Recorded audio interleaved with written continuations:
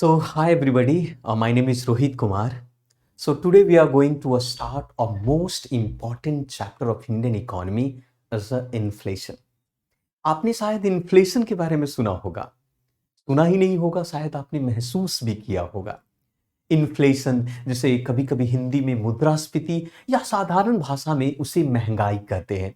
आज हम समझेंगे कि महंगाई है क्या। महंगाई के बारे में अगर हम बात करें तो आपने बहुत सारी ऐसी कहानियां और बहुत सारे ऐसे गाने आप लोगों ने बॉलीवुड में सुना होगा। एक तो ऐसा गाना था कि सखी सैया तो बहुत ही कमात है, महंगाई डाइन खाए जात है ना। महंगाई महंगाई के बारे में अगर हम बात करें तो सत्ता या विपक्ष इनके लिए बहुत बड़ी मुद्दा भी होती है। 2014 की पहले की कहानी और आज की भी कहानी को अगर आप देखें तो कहीं ना कहीं आप महंगाई से को रिलेट कर सकते हैं। आज हम चर्चा करेंगे कि महंगाई है क्या, what is inflation and what is the causes of inflation, what is the reason behind to inflation, कौन जिम्मेदार है इन्फ्लेशन के पीछे, क्या इन्फ्लेशन के पीछे कोई सत्ताधारी या विपक्ष। पूरी कहानी को हम समझेंगे, जानेंगे कैसे किसी देश के लिए इन्फ्लेशन बहुत बड़ी मुद्दा हो जाती है, कैसे कोई देश इन्फ्लेशन के कारण पूरी तरीके से बर्बाद हो जाता है। उदाहरण के तौर पर आप लोगों ने वर्ल्ड वॉर फर्स्ट की बाद में जर्मनी की हालत देखी होगी। जर्मनी में हाइपर इन्फ्लेशन के कारण पूरी राष्ट्र बर्बाद हो जाता है। हाल फिलहाल में आपने वेनेजुएला के बारे में सुना होगा, उसी प्रकार से जिम्बाब्वे की कहानी आपने देखी होगी, या फिर पाकिस्तान कहे या श्रीलंका कहे या स्वयं भारत कहे, सब कहीं ना कहीं हम इन्फ्लेशन से प्रभावित हैं। तो इन्फ्लेशन है क्या, कैसे समझेंगे इन्फ्लेशन के, कैसे एक पेट्रोल के प्राइस हाइक होने के कारण पूरी राष्ट्र के अंदर, पूरी देश के अंदर, पूरी कंट्री के अंदर में भूचाल सा आ जाता है ना। समझेंगे इन्फ्लेशन है क्या। तो आज की पूरी कहानी में यही चर्चा होगी, इसके पीछे के पूरा रीजन। कुछ प्रश्न है, इसको बाद में हम चर्चा करेंगे, डिस्कस करेंगे। द फर्स्ट हम शुरू करते हैं इन्फ्लेशन से।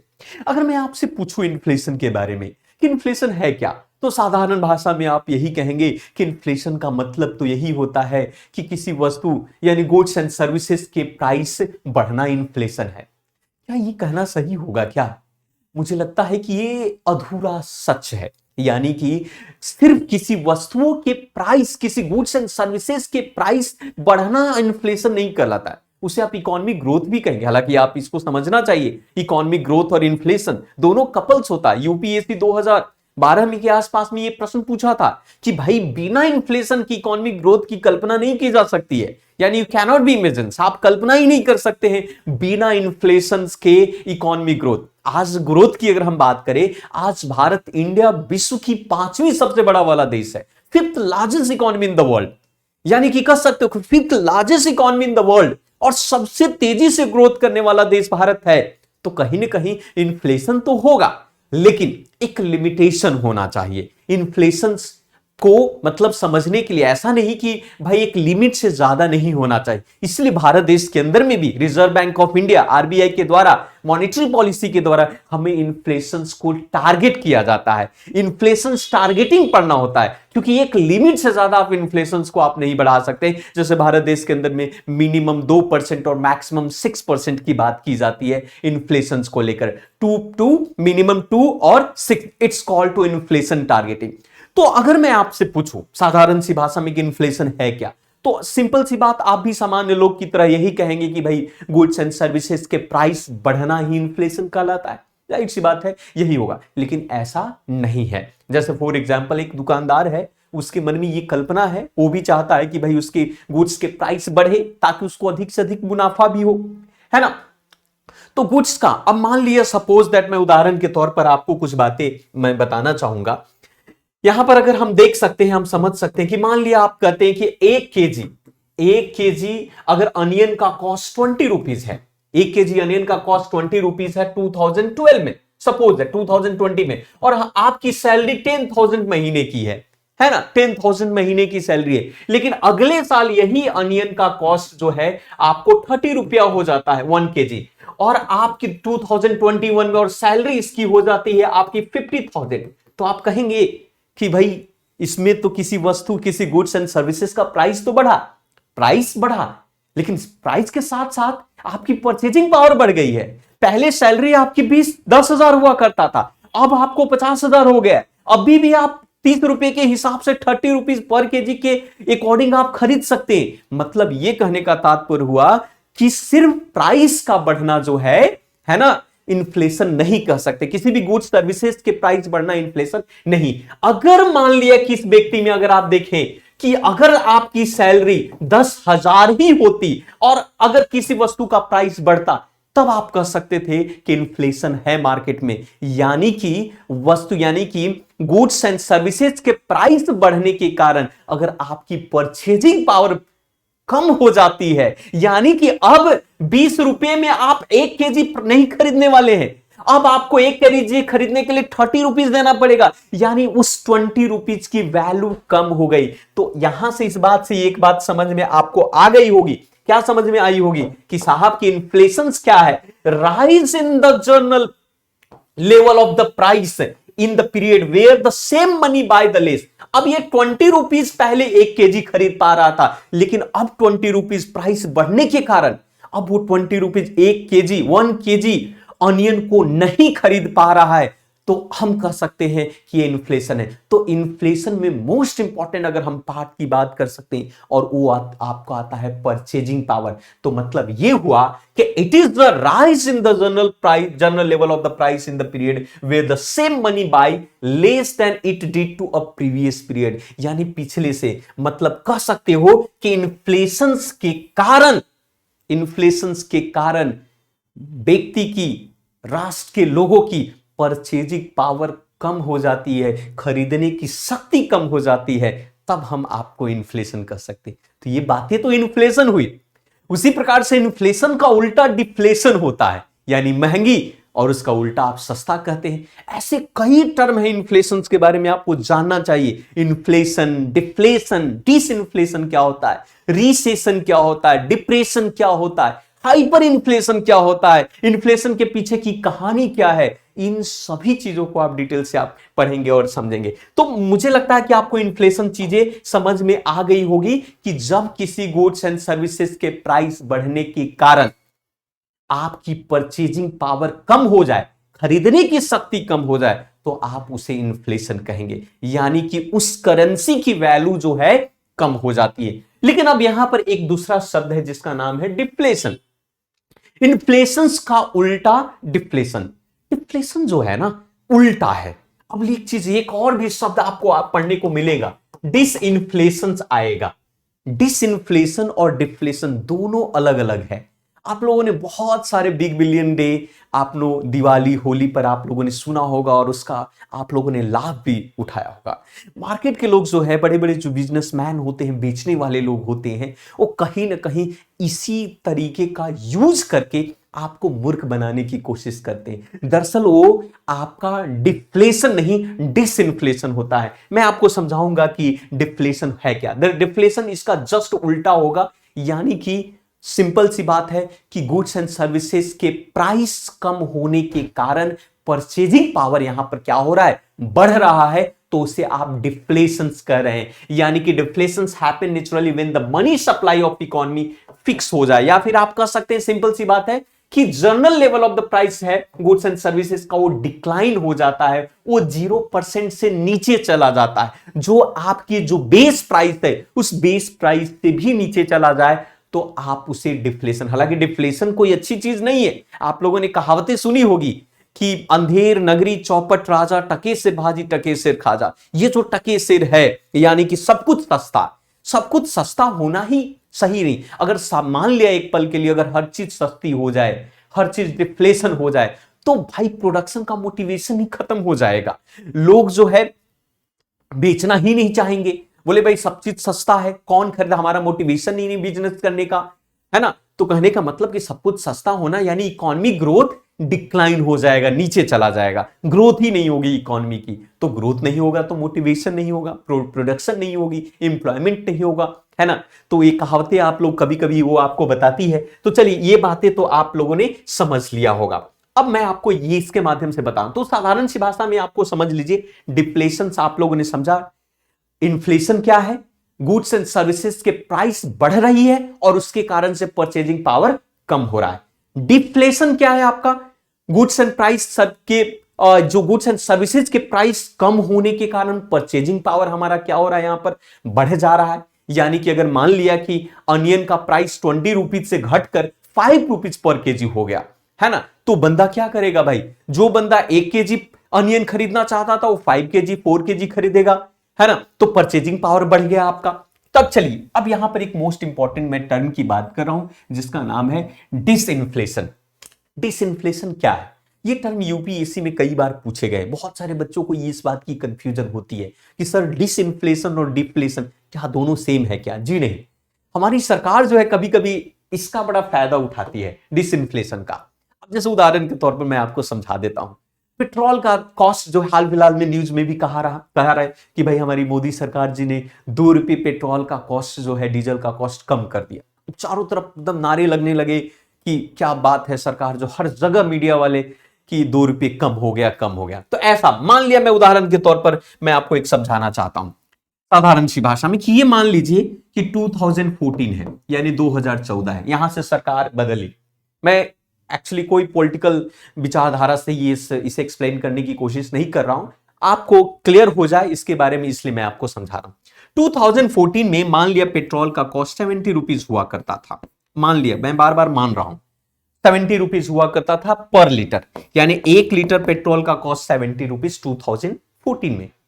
अब ये इसकी कॉस्ट बढ़कर चली गई, आप देखें तो 105 के आसपास, या कहे तो 110 रुपीज मान लिया, सपोज दैट 110 रुपए की अगर हम बात करें पर लीटर चला जाता है। It's called to inflation. ये इन्फ्लेशन है क्योंकि भाई ये बेस ईयर है आपका, ये बेस प्राइस है आपका, ये जीरो है आपका लेवल है। अब यहां से प्राइस बढ़ रहा है यानी कि ये क्या हुआ, इन्फ्लेशन हुआ। अब चुनाव का टाइम है भाई, तो चुनाव का टाइम है तो जाहिर सी बात है कि अगर इतना ज्यादा प्राइस होगा तो जनता सवाल पूछेगी कि साहब आप तो इसका प्राइस बहुत ज्यादा है, आप तो कहते थे कि भाई इसका प्राइस कम होना चाहिए। तब हमारी सरकार ने क्या हुआ कि 110 से इसे घटाकर अब 105 रुपये कर दिया। मान लिया कि अभी जो इसका प्राइस कम, अब 110 रुपया था इन्फ्लेशन, लेकिन 110 से घटाकर कितना किया, 105। 105 होते ही सब लोगों को लगा कि भाई पेट्रोल का दाम 5 रुपया कम हो गया, 5 रुपीज कम हो गई, 5 रुपीज कम हो गई, तो 5 रुपीज कम हो गई, सब लोग खुश हैं, डिफ्लेशन आ गया। एक्चुअली डिफ्लेशन है डिसइंफ्लेशन, यानी कि slow rate of inflation. Inflation क्या हुआ है, थोड़ा सा कम हुआ, उसका जो पेस है, यानी कि जिस रेट से बढ़ रहा था उस रेट से थोड़ा सा उसको कम किया गया, ये आपका डिसइंफ्लेशन है, आपका स्लोइंग पेस डिसइंफ्लेशन हुआ। पहले बढ़ रहा था अब घटकर 105 हो गया, यानी अभी भी इन्फ्लेशन। इन्फ्लेशन डिफ्लेशन कब कहे जाएंगे, जब 70 नीचे 70 से घटकर 60 रुपीज पर लीटर अगर हो जाए तब इसको हम डिफ्लेशन कहेंगे। यानी कि इस सरकार में पेट्रोल का कॉस्ट बहुत ही सस्ता हो गया। पहले 70 हुआ करता था, अब 60 रुपया हो गया। तो 60 रुपया अगर हो जाता तो हम इसको बोलते हैं डिफ्लेशन बोलते हैं। इसे क्या बोलेंगे, डिफ्लेशन बोलेंगे। लेकिन 105 रुपया है तो इसको हम डिसइंफ्लेशन बोलेंगे, और 110 रुपया है तो इसको आप इन्फ्लेशन बोलेंगे। तो इन्फ्लेशन में गुड्स एंड सर्विसेज का जो रेट है, उसका प्राइस है, वो बढ़ता जाता है। और डिसइंफ्लेशन में जो इन्फ्लेशन जो है, रेट ऑफ जो चेंजेस है, रेट ऑफ जिस तरीके से वो अगर थोड़ा कम हो जाए तो उसे हम क्या बोलेंगे, डिसइंफ्लेशन। सो बिग बिलियन डे में भी यही होता है कि मान लिया कि कोई वस्तु है, कोई चीजें हैं, है ना, अब उसका प्राइस 50 रुपीज है, अब 50 रुपीज से उसने 100 रुपीज कर दिया, और सडनली जो है दिवाली के नाम पर, दशहरा के नाम पर इसका कॉस्ट 70 रुपीज कर दिया। अब सबको लोग लगा कि भाई 70 रुपए में मिल रहा था, अब ये 100 रुपीज में मिल रहा था, अभी 70 रुपीज में मिल रहा है, यानी 30 रुपीज का छूट है आपका। तो एक्चुअली छूट नहीं है, इसका ओरिजिनल कॉस्ट 50 रुपीज हुआ करता था, है ना। तो बिग बिलियन डे जो बड़ी बड़ी कंपनियां होती है वो भी डिसइंफ्लेशन का प्रयोग करती है, आपको मूर्ख बनाती है, आपको एक तरीके से आपकी साइकोलॉजी के साथ वो खेलती है। ये है आपका कॉन्सेप्ट यहां पर। मैं आशा करता हूं कि इस चीजों को समझा होगा। इसके माध्यम से आप समझ सकते हैं कि किस प्रकार से इन्फ्लेशन हमेशा बढ़ रहा है। डिसइंफ्लेशन में देखो कि वही इन्फ्लेशन थोड़ी सी क्या हो रही है, डिक्लाइन हो रही है, कम हो रही है, उसके रेट कम हो रहे हैं। रेट ऑफ इन्फ्लेशन जो है स्लो होना डिसइंफ्लेशन कहलाता है। लेकिन यहीं पर देखो आप, इसी बेस के आधार पर जब ये नीचे चला जाए, प्राइस है तो उसे हम क्या बोलेंगे, उससे हम बोलेंगे डिफ्लेशंस बोलेंगे, यानी चीजें सस्ता हो जाना। यहां पर डायन है, महंगाई खाए जात है, और यहां पर टके से भाजी टके से खाजा वाले कॉन्सेप्ट को आप यहां पर समझ सकते हैं। मैं आशा करता हूं कि ये तीनों कॉन्सेप्ट आपको समझ में आ गया होगा। वैसे ही हम टर्म को पढ़ते हैं रिसेशन। रिसेशन को साधारण भाषा में या हिंदी में से मंदी कहते हैं, है ना। रिसेशन है क्या? दरअसल रिसेशन जो है स्लो ग्रोथ रेट के बारे में हम चर्चा करती है, मार्केट में डिमांड ही खत्म हो जाना। आप जाएंगे दुकानों पर और पूछेंगे कि आजकल कैसा चल रही है आपकी दुकान, बोलते हैं आजकल बहुत ज्यादा मंदी है। मंदी यानी कि डिमांड कम हो गया, मंदी यानी कि रिसेशन चल रहा है, डिमांड ही नहीं है। अब जब डिमांड ही नहीं होगा तो क्या होगा? सिंपल सी बात है, डिमांड नहीं होगा तो प्रोडक्शन कम होगा, प्रोडक्शन कम होगा तो अनएम्प्लॉयमेंट बढ़ेगी, क्योंकि भाई इंप्लॉयमेंट की जरूरत ही नहीं है, और फाइनली जो है ना इकोनॉमिक ग्रोथ भी नीचे चला जाएगा, आपको घटने लगेगा, है ना। तो ये प्रोसेस आप इन चीजों को समझने की हम कोशिश करते हैं इस तरीके से। अब इन्फ्लेशन के पीछे का कारण क्या है? आपके मन में प्रश्न होगा कि सर आप ये बताएं कि बात सही है, इन्फ्लेशन को तो हमने समझ लिया कि इन्फ्लेशन ये होता है, इन्फ्लेशन के पीछे का कारण क्या है? What is the reason behind to inflation? कौन है इसके पीछे का जिम्मेदार? क्या सरकार इसके पीछे जिम्मेदार है? क्या इसके पीछे की कहानी क्या है? दरअसल आप इकोनॉमी को पढ़ेंगे, इकोनॉमिक्स की अगर हम चर्चा करेंगे तो माइक्रो इकोनॉमी और मैक्रो इकोनॉमी, यानी economics divided in two part, है ना। दो भागों में डिवाइड किया गया, macro and micro. Macro it's individuals unit की बात करते हैं, वहीं पर अगर हम मैक्रो की बात करते हैं it means overall inflation is a part of the macro economy, है ना। इन्फ्लेशन मैक्रो इकोनॉमी का पार्ट है, जबकि micro economy it's individual unit की बात करता है, मैक्रो इकोनॉमी जो बात करता है ओवरऑल की बात करता है। ध्यान से इस चीजों को हम समझेंगे। यहां पर इन्फ्लेशन की बात करते हैं। अब इन्फ्लेशन में दो चीजें हैं, डिमांड पुल और कॉस्ट पुश, यानी कि कह सकते हो कि इन्फ्लेशन, कॉजेज ऑफ इन्फ्लेशन दो चीजों के कारण से आता है, डिमांड के कारण से, है ना, डिमांड पुश, और आपका कॉस्ट पुश की बात करें। आप समझेंगे कि डिमांड क्या है तीन तरीके से। डिमांड क्या है? जनसंख्या तेजी से बढ़ रही है, जाहिर सी बात है कुछ जनसंख्या को फुलफिल करने के लिए अगर प्रोडक्शन नहीं बढ़ रहा है तो हमें उस डिमांड को पूरा करने के लिए उसके प्राइस को बढ़ाना होगा, तो डिमांड पुल की बात करते हैं। उसी प्रकार से हम कॉस्ट पुश की प्रोडक्शन बेसिस के आधार पर हम सोचते हैं। और तीसरा जो इन्फ्लेशन एक्सपेक्टेशंस है, बहुत सारे ऐसे कल्पना कर रहे हैं कि भाई इन्फ्लेशन होना चाहिए। जैसे मान लिया कि बहुत सारे ऐसे, अगर हम बात कर सकते हैं कि बहुत सारे बिजनेसमैन चाहते हैं कि भाई उसकी वस्तुओं का, उसके गुड्स का प्राइस जो है दिन पर दिन बढ़े ताकि उसको अधिक से अधिक मुनाफा हो। तो उनका एक्सपेक्टेशंस है कि मार्केट में इन्फ्लेशन रहेगा तो हमें अधिक से अधिक फायदा होगा। पर ये इतना रीजन काफी नहीं है, इसको हम अच्छी तरीके से समझते हैं। कॉजेस ऑफ इन्फ्लेशन की कल्पना करेंगे कि what is the causes of inflation, inflation के पीछे का कारण क्या है। तो दो फैक्टर है, ध्यान से इस फैक्टर को समझिएगा। पहला फैक्टर है आपका डिमांड और दूसरा फैक्टर है आपका सप्लाई। दो चीजें हैं, डिमांड एंड सप्लाई।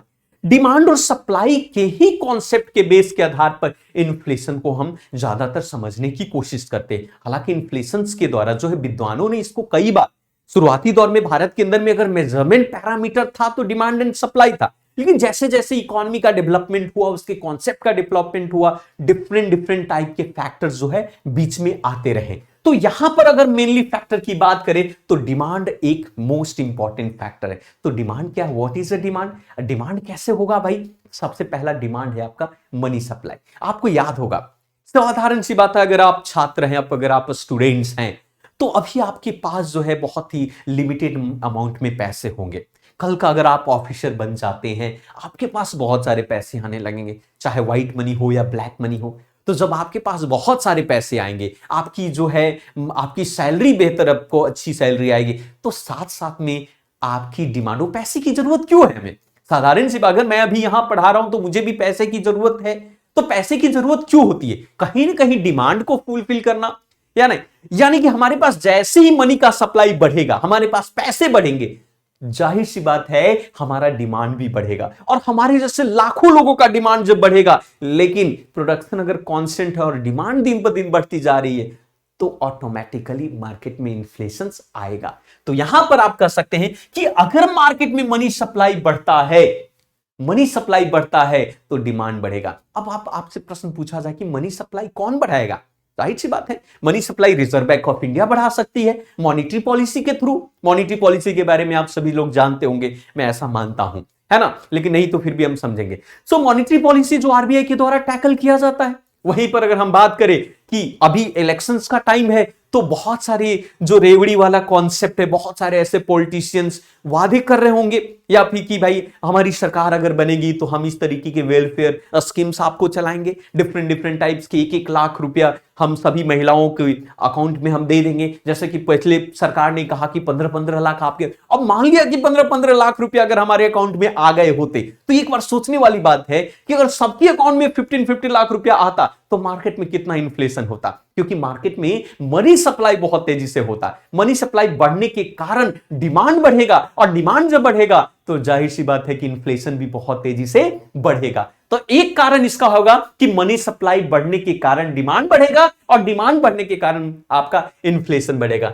दूसरा आपका डिस्पोजल इनकम है आपका, इसके बारे में भी हम समझेंगे। पर्सनल इनकम को समझना होगा, डिस्पोजल इनकम को। अगर आपकी डिस्पोजल इनकम यानी कि आपकी खुद की इनकम जिससे आप खर्चा करते हैं आप खुलकर, वो अगर आपका बढ़ता है तो जाहिर सी बात है इन्फ्लेशन बढ़ेगा। उसी प्रकार से पब्लिक एक्सपेंडिचर, बजट सरकार आत्मनिर्भर भारत लेकर आई, सरकार जो है डिफरेंट डिफरेंट टाइप के वेलफेयर स्कीम्स लेकर आती है, लोग जनता के पास पैसा बढ़ेगा, जनता के पास पैसा बढ़ेगा तो जाहिर सी बात है कि भाई आपको इन्फ्लेशन बढ़ेगा। कंज्यूमर स्पेंडिंग, मॉनेटरी पॉलिसी, अगर चीप मॉनेटरी पॉलिसी होता है, reserve bank of India RBI monetary policy को बहुत ही सस्ता कर देती है, तो ही इन्फ्लेशन बहुत तेजी से बढ़ेगा आपका, है ना। अगर टाइट कर देगा तो इन्फ्लेशन कम हो जाएगा, है ना। उसी प्रकार से डेफिसिट फाइनेंसिंग, डेफिसिट फाइनेंसिंग का मतलब क्या होता है कि भाई हमारे पास पैसे नहीं है, हमारे पास पैसे नहीं है, लेकिन इसके बावजूद भी कर्ज ले लेकर पैसे खर्च कर रहे हैं। अक्सर सरकार ऐसा काम करती है कि सरकार के पास पैसे नहीं होता है, सरकार बजट डेफिसिट होता है, घाटे में चल रही होती है सरकार, इसके बावजूद भी सरकार जो है लोगों से पैसा लेकर, चाहे वो लोगों के तौर पर हम एक्सटर्नल मार्केट कहें या इंटरनल मार्केट कहें, चाहे आईएमएफ कहें, वर्ल्ड बैंक कहें, आप कहें एडीबी की बात करें, हम डिफरेंट डिफरेंट जो सोर्सेज है वहां से पैसे उठाकर सरकार जब पैसा खर्च करती है तो उसको हम डेफिसिट फाइनेंसिंग कहते हैं। यानी पैसा नहीं है साहब, लेकिन इसके बावजूद भी हम पैसा खर्च कर रहे हैं कर्ज लेकर, इसको हम डेफिसिट फाइनेंसिंग करते हैं, जिसके कारण से मार्केट में इन्फ्लेशन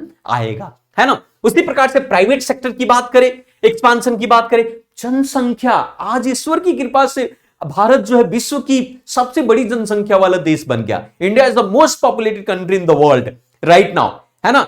तो जब दुनिया का सबसे बड़ा जनसंख्या बढ़ा तो उस जनसंख्या को खिलाने के लिए, है ना, हमें प्रोडक्शन अगर नहीं बढ़ाएंगे तो क्या होगा, इन्फ्लेशन बढ़ेगा। यानी कि अगर जनसंख्या बढ़ रही है तो इन्फ्लेशन भी बढ़ेगा। यानी भारत में अगर इन्फ्लेशन को कम करनी है, कंट्रोल करनी है, तो हमें पॉपुलेशन पॉलिसी पर भी ध्यान देना होगा, यानी फैमिली प्लानिंग पर भी ध्यान देना होगा, जनसंख्या को कम करने पर भी विचार करने की आवश्यकता है ना। यानी आप देखो कि भारत एक ऐसा देश है, 2.4% हमारे पास लैंड है, और मोर देन 80% हम लोग 18% आप कह सकते हैं कि विश्व का, वर्ल्ड का पॉपुलेशन यहां पर रहती है। तो उस जनसंख्या को कौन खिलाएगा, कैसे खिलाएगा, ये सोचने वाली बातें हैं। तो उस गुड्स एंड सर्विसेज का प्राइस भी बढ़ेगा। तो ये आप कह सकते हैं पॉपुलेशन बढ़ने के कारण, ब्लैक मनी के कारण। आप देखो हमारे पास इनकम अगर सैलरी से 80,000 की सैलरी है, 80,000 महीने की मिलती है, और 8 लाख महीने को अलग से ब्लैक मनी आती है, तो जाहिर सी बात है उस ब्लैक मनी को हम तो इसलिए ले रहे हैं ताकि उसको खर्चा करें, तो ऑटोमेटिकली डिमांड बढ़ेगा उसके कारण से। तो ब्लैक मनी के कारण, रीपेमेंट ऑफ पब्लिक डेब्ट के कारण, एक्सपोर्ट बढ़ने के कारण, इन सभी रीजन के कारण से डिमांड बढ़ेगा, और जब डिमांड बढ़ेगा तो इन्फ्लेशन बढ़ेगा।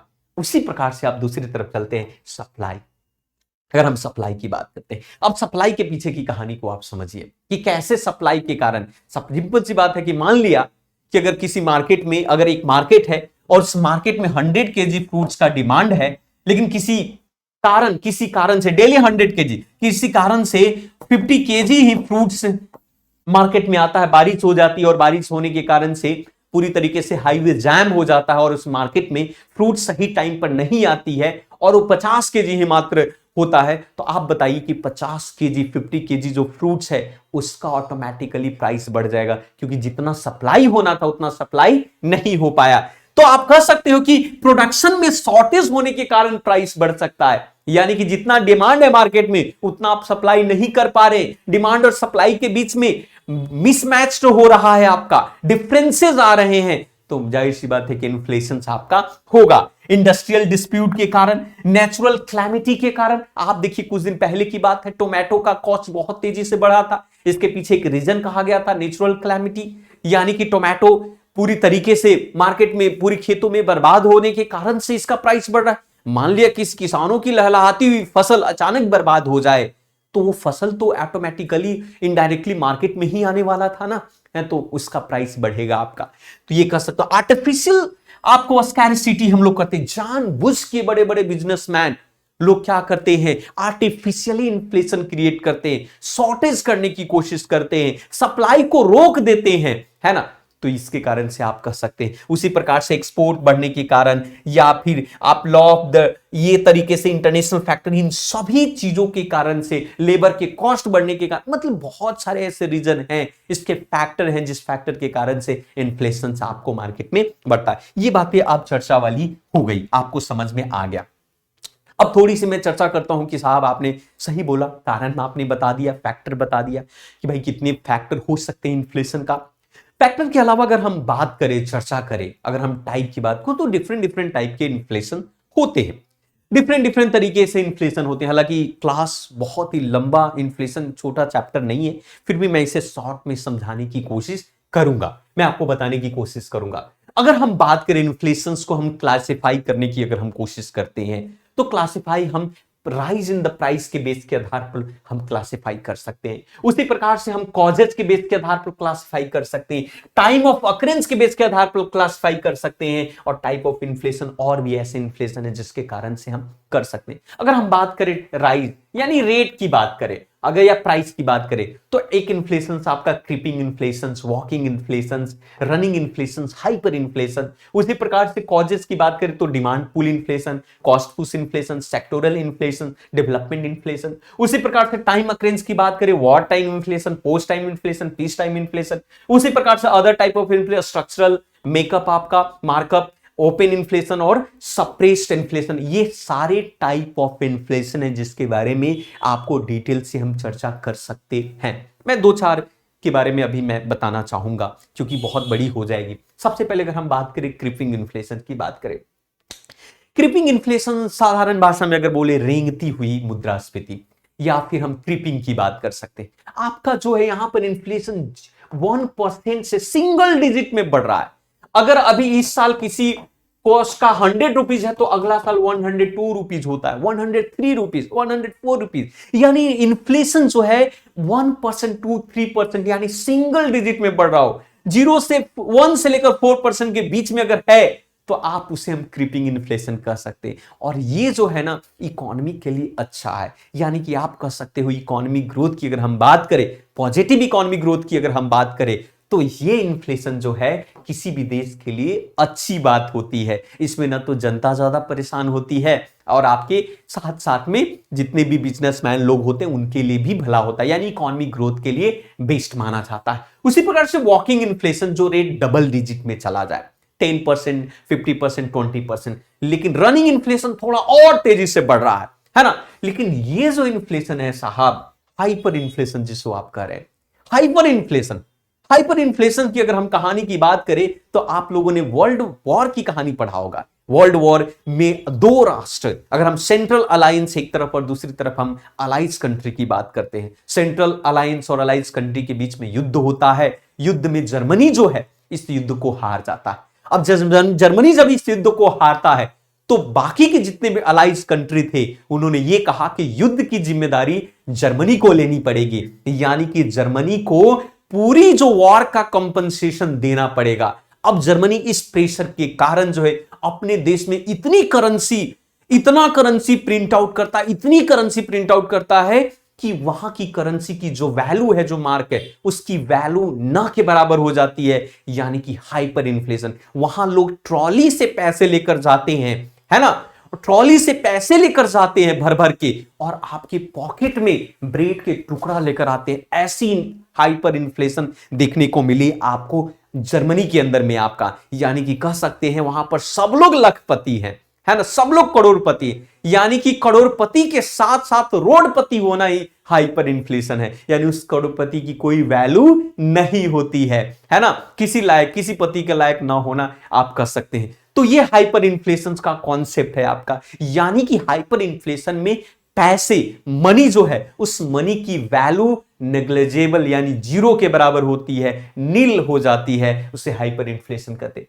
उसी प्रकार से डिमांड पुल इन्फ्लेशन की बात करें, जाहिर सी बात है, अभी आप लोगों ने देखा कि भाई डिमांड बढ़ने के कारण मार्केट में इन्फ्लेशन हो रहा है, चाहे डिमांड पॉपुलेशन के कारण हो, चाहे डिमांड पोल्यूशन के कारण हो, चाहे डिमांड मनी के सप्लाई के कारण हो, चाहे डिमांड जो है किसी न किसी कारण से डिमांड अगर बढ़ रहा है और उसके कारण से अगर इन्फ्लेशन आ रही है तो उसे डिमांड इन्फ्लेशन। उसी प्रकार से कॉस्ट पुश इन्फ्लेशन की बात करो, है ना, कॉस्ट पुश इन्फ्लेशन का मतलब यहां पर कॉस्ट में पुशअप हो रहा है, यानी कि फॉर एग्जाम्पल कि जो प्रोडक्ट 100 रुपीज में मिलता था 120 या 30 में मिल रहा है, उसके पीछे रीजन है कि भाई लेबर का कॉस्ट बढ़ गया, यानी कि उसके कंपोनेंट का कॉस्ट बढ़ गया, यानी कि आप प्रोडक्शन कॉस्ट बढ़ गया, प्रोडक्शन कॉस्ट बढ़ने के कारण कॉस्ट पुश इन्फ्लेशन हो रहा है। उसी प्रकार से सेक्टोरल इन्फ्लेशन कर सकते हैं, डिफरेंट डिफरेंट सेक्टर की बात करें, आप लोगों ने सेक्टर पढ़ा होगा, primary sector, secondary sector, tertiary sector, quaternary, quinary, ये सारे सेक्टर जो हैं सेक्टोरल वाइज के बेस के आधार पर डेवलपमेंट इन्फ्लेशन कर सकते, ये सारे टाइप ऑफ इन्फ्लेशन है